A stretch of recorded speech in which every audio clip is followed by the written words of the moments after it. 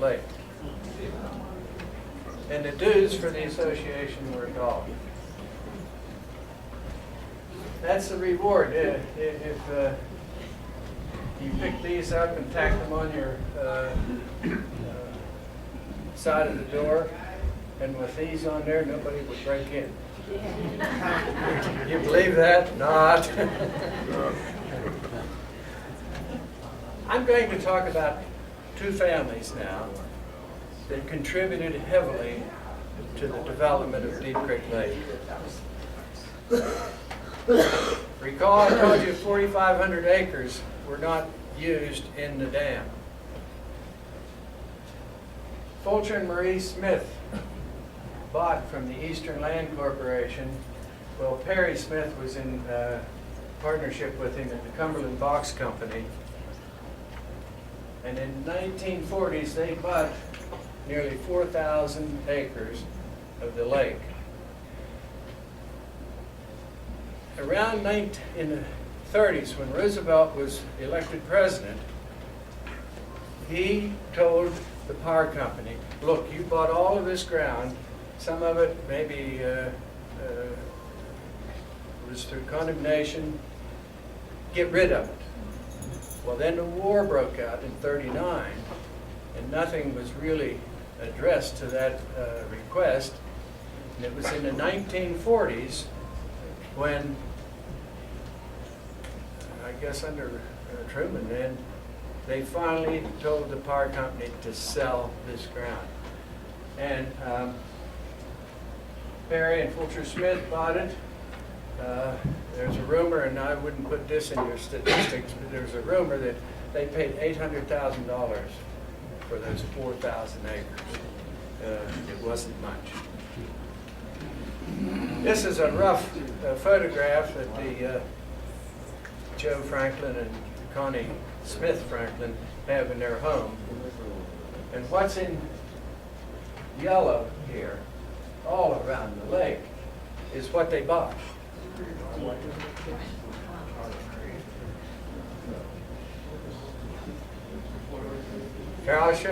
I'll tell you what properties they were. 1,000 acres, Virgin Farm, Blakesley, Paradise Ridge, the Pinnacle, State Park Road, Marsh Hill Road, Sandy Shores, and Lake Shore Road. I think there were 5 children in the Smith family, and they distributed the property among those 5 children. And Joe and Connie Franklin, that's Connie Smith Franklin, still are selling lots. I have to tell you a story about Fulcher now. This was 1940. Again, people were just coming through a very severe depression. A lot of them had jobs in the mills, but they didn't have much money. So they'd go up to Fulcher and say, how much is that lot over there on State Park Road? And he'd say, well, $400. Well, I don't have $400. Well, that's all right. He said, I have my book here. He'll put your name down in the book, and when you get $30 or $40, you just give it to me. And when we get up to $400, we'll take you into Dick Pagan-Hart or one of the attorneys in Oakland, and we'll transfer a deed to you. And that's how many of these 4,000 acres were sold. Smith would keep a book, and it was like a handshake. That was all there was to it. There wasn't 35 pages of contract that we have today. Whoop, wrong direction. Fulcher Smith had covenants in his deeds, deed covenants. And zoning for the Deep Creek Lake watershed didn't come about until about 1974. But they modeled many things after Mr. Smith's deed covenants. No business, residential purposes only, single-family units, guest houses are okay. The complete house had to be twice as much as you paid for the lot. The building has to be centered on the lot. It may be leased to rented to families, no trailers, house trailers, or mobile homes, and most of the lots were 100 foot wide. If you take those deed covenants and think of our zoning ordinance today, there's almost 100% overlap. Now here's a shocker. There were other deed covenants. We have come a long way, haven't we?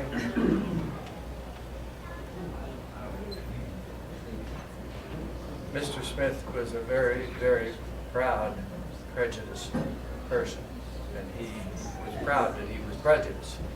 But enough said.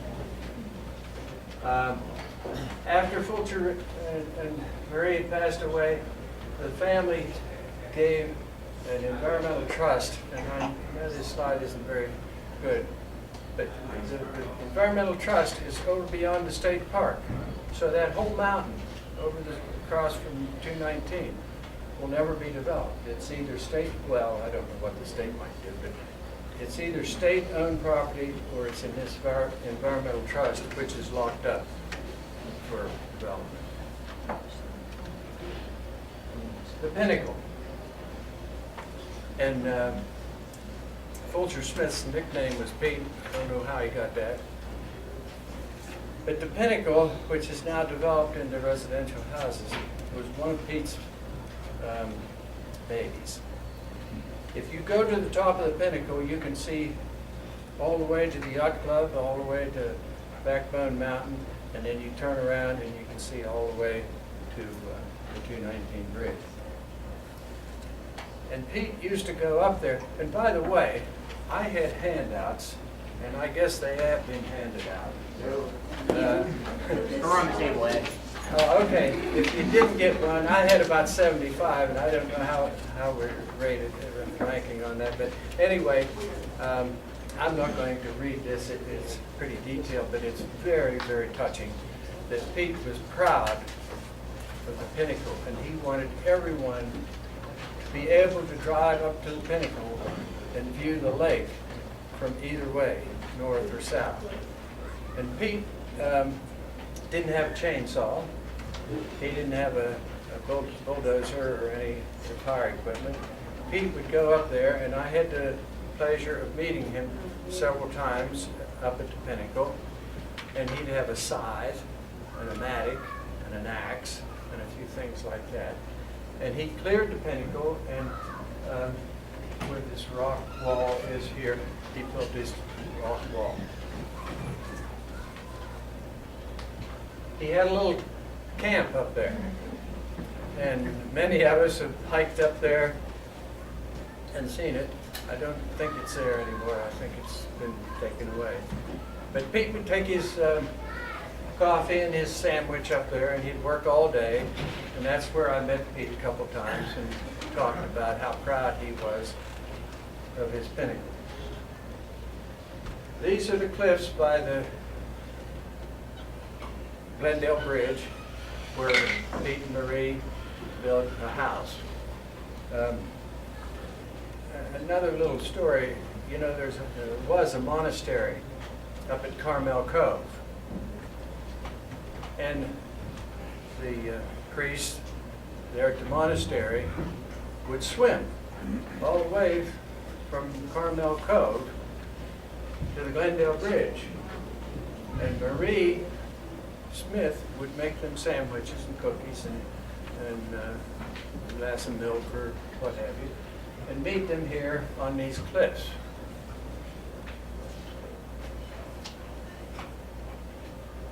This was also on the property, and I told you about camping all around. Well, my parents and the people from our church in Uniontown, we camped here where that fireplace is until one year we came back and that house was there, so we lost our camping site. The other family I want to talk to you about that contributed, I think, a lot to Deep Creek Lake was Ace and Evelyn HEISE. I call him Ace, his name was Helmuth. This is a picture of them in one of the Autumn Glory parades. What they did, they made Deep Creek Lake a four-season resort.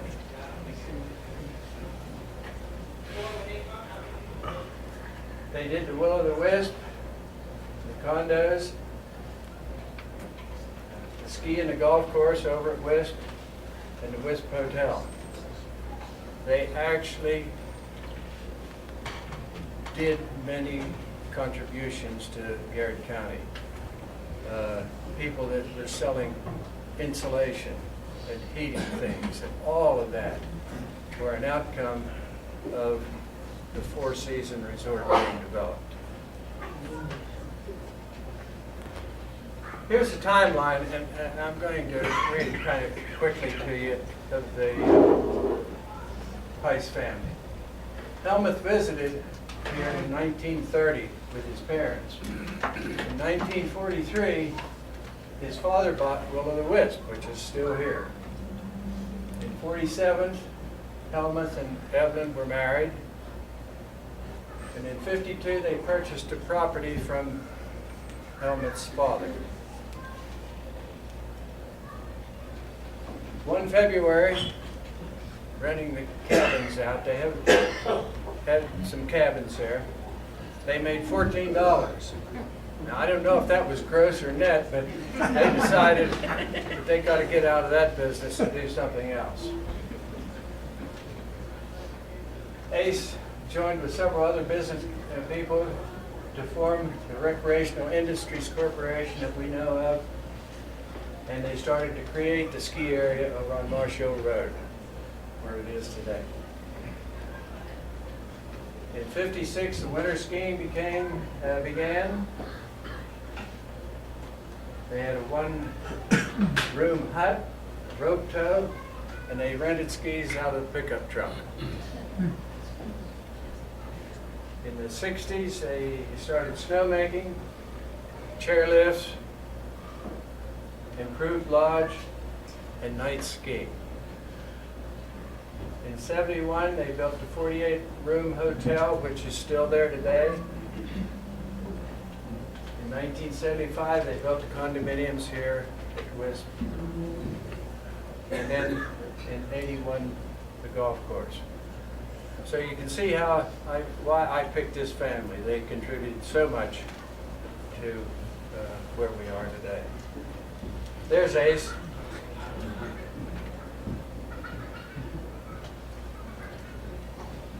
What's wrong with him? Here he is, a much younger guy. The word ace came from his ability to play handball. I don't know anyone that's ever... Stupid Amber word.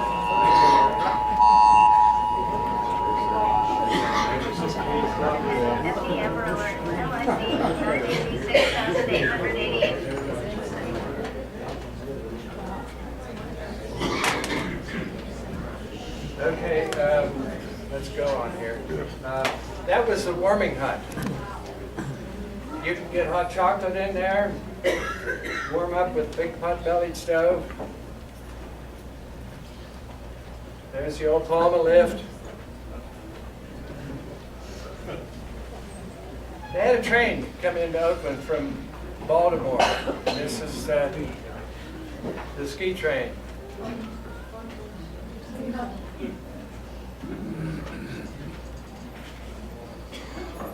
The old chairlift from number 1. There's the old lodge. There they're setting the tires for lift number 2 and 3 with a giant helicopter.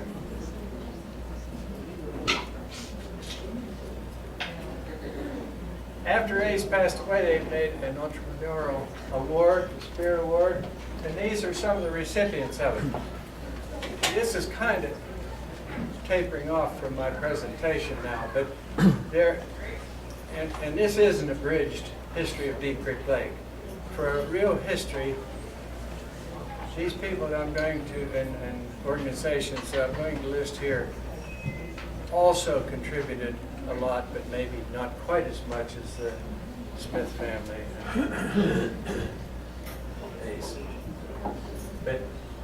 these are the people that have received the award that I think are lake-related. Smiley, Billy Sisler, Johnny Marple, who is with us tonight. Thank you for coming, Johnny. Barry Rush, Brenda McDonald, Billy Mayer, and the Delegati family. And you can immediately see what I'm relating to here, that all of these people have contributed.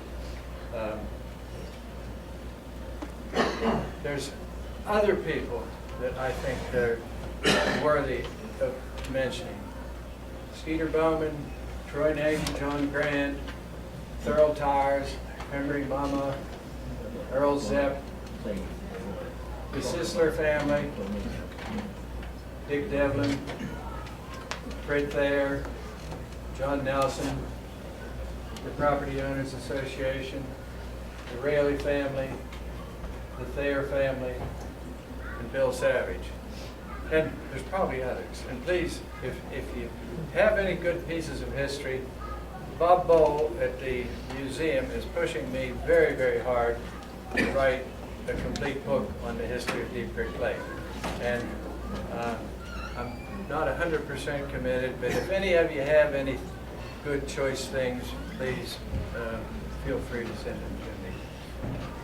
And the commercial side of the contributors to the history of Deep Creek Lake, Interstate 68. The Penguin was mostly towards the Pittsburgh people, Pennsylvania, Wheeling and that, but when 68 opened, the pendulum swung towards DC and Baltimore. The public sewer definitely added a lot to the development. The Eightplex Theater over here. You know, we get a lot of rain, and that theater is full. The Shop and Save Market more recently. The Arrowhead Complex itself, here, where we're at, Walmart and Lowe's.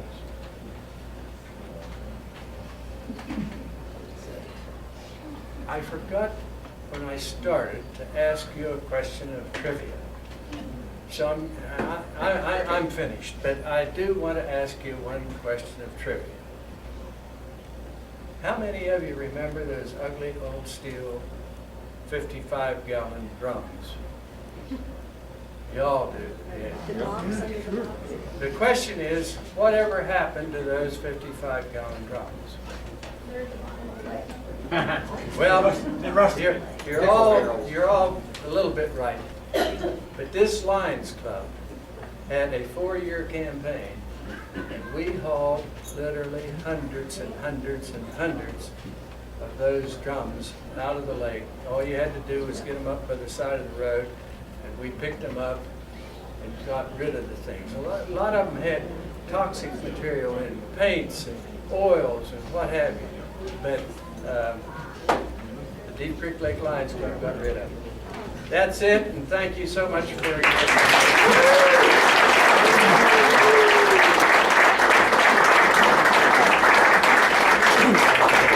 Well, that concludes what we're going to talk about tonight. I think we all realize this is a special area. You know, I had never heard about the Lions Club assistance to helping to clean it up with the barrels, but if you want to get involved, if you want to help this special area, we have our membership applications, we have our pamphlets there. Come talk to us. We would love to have you. Ed is too modest to talk about his self-published book here. He's not in it for the money, so if you want to know about the famous boats of Deep Creek Lake, go see Ed. This is a fantastic book. And the final thing is, you know, we are happy to put this on as one of the community outreach projects of this club. But if you would like to donate to the enormous food bill that we racked up tonight, we'll have a picture here on your way out. Right after you fill out your application for membership, you can put a little donation in there to cover the food costs. So Tommy, do you have anything else? Hey Chris, Okay. we got it done by 8. We got it done by 8. Ring the bell, and we're out of here. And you're welcome to stay. There's still food back there, so thank you so much.